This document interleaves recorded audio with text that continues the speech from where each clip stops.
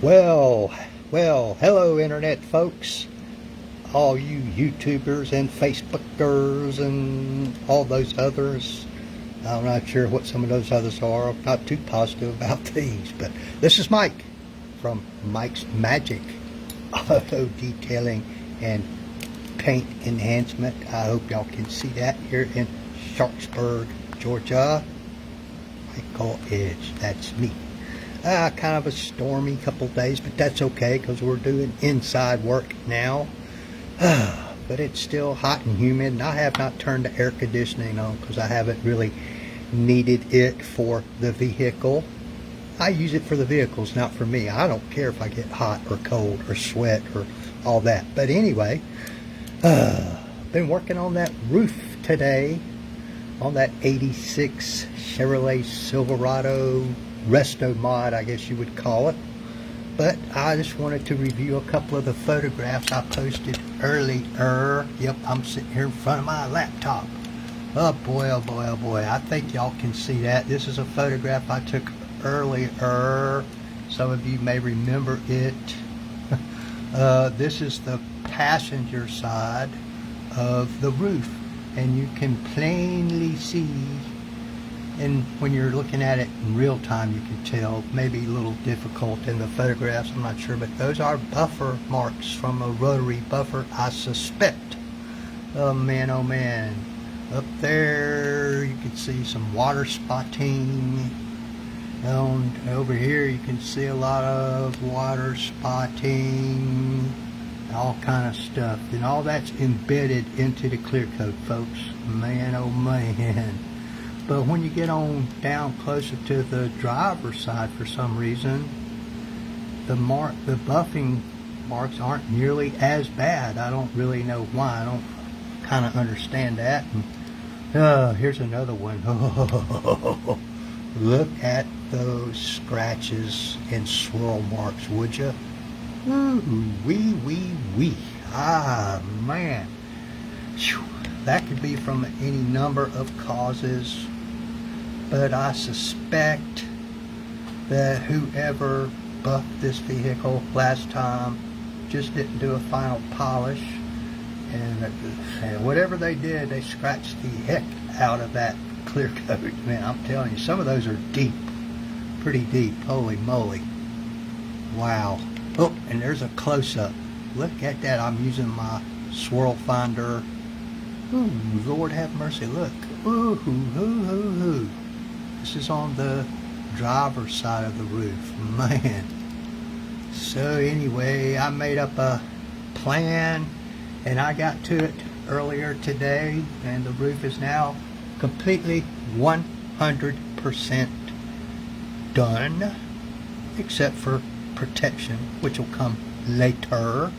But hey, you want to see what it looks like now? Okay. Without further ado, let's take a walk out to my shop and let's see what it looks like now. Bear with me, folks. Bear with me. Oh boy, oh boy, oh boy. When I got through with the driver's side, oh lordy, I had to reposition the truck. Man, move everything. Move my platform. Move my anti-scratch blanket, as I call it. Oh boy, and you can see where I taped off, and there's my tape, and what that is in that little spray bottle right there, that's some rinseless wash McKee's 37. It's the type that leaves no protection behind, because I don't want to do that, and I use that to wipe down every panel before I start buffing it or anything, just to get the dust and any particulates that may have settled on it. And I do that before every step. And this platform, I don't know how I got by without this thing, but I think today alone, I think I've climbed up and down off of this thing 100 times. Man. But let's climb up here again. Remember, folks? This all scratched up roof. I see a little spot right there that I'm not sure if it's residue or if I need to go back and hit it again with the final polish. But this area here, folks, hey Mr. Kelly, in the photographs I showed you at the beginning of it, this is where all those buffer marks were from the rotary buffer. And you know, we had swirl marks and scratches everywhere. Yeah, they're all gone now. I'd say 99% of them. There again, folks, I am extremely pleased with this turnout. It was some tedious, painstaking work. Oh, man. About broke my back. It's a long reach. You have to bend over almost 90 degrees, Mike, to reach that.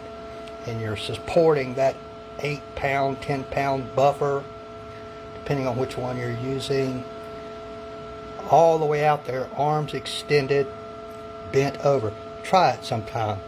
Take a 8-10-pound weight, hold it in your hand, bend over and extend your arms out. See if that doesn't put a strain on your lower back. Holy cow. And I'm an old guy. But I'm happy with this. And now I'll be moving on to some of the side vertical panels. Probably start on the driver's side. It's just where I always start. I don't know why. I just do. But I just wanted to show you guys the difference in that right quick. Compounded it with a rotary and a hybrid wool pad and some Coat Chemi compound.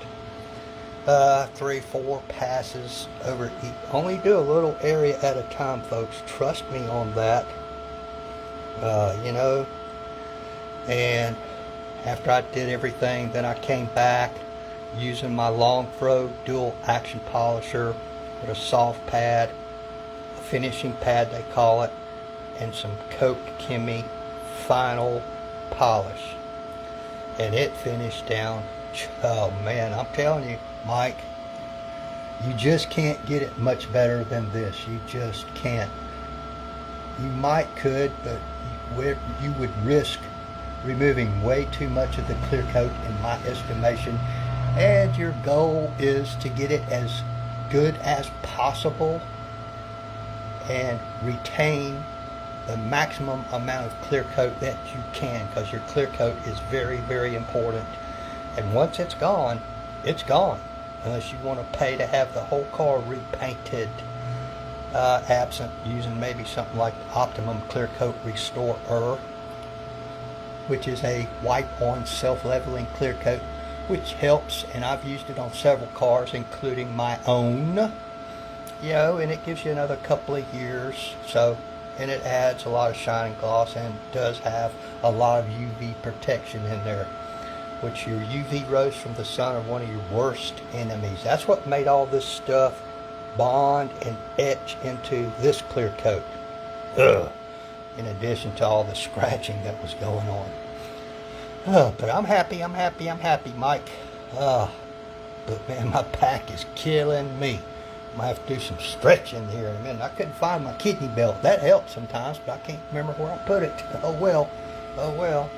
Now you can see I got plenty of light going on here. Especially when you're doing this black paint, you need a lot of light so you can see what the hell you're doing. And so when you check your work, you can pick up on the defects. Of course, I've got a swirl finder headlamp and a handheld swirl finder. I use the heck out of those things. There's my wipe off towel again. For those of you who haven't seen it, it's a closed loop, high quality towel. I think they're about $25 a piece plus shipping. And that's actually called a Sucker Junior. Basically, it's a drying towel, is what it's intended for, but it also makes an excellent wipe-off towel. Much better than a low-pile microfiber like that, in my opinion and my experience. And I've got some of these that are even smaller than that. Now, the big sucker comes in a towel that's like that big. And I use those for drying on those occasions when I need to dry by hand. But normally I dry with a blower. Anyway, I appreciate you guys. I'm going to put this platform away. Hopefully I won't need it. Well, I'll need it when I do the coating on the roof. Maybe the hood, I don't know. But all you got to do is be able to reach it. That's it. spread it out evenly, and then buff it off. So it's not that big a deal. But if I need it, I'll get it back out. But I'm going to put it away and get reorganized and get started on that driver's side front quarter panel, probably. I don't know. Maybe.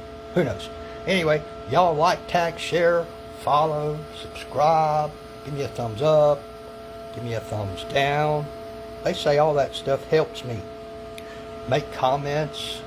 I particularly like looking at the comments that tell me where people were watching from. I think the furthest away I had one day is a guy from Australia, down under, was watching. That was pretty cool. Okay, guys. Thank y'all. Y'all have a great day. Bye now.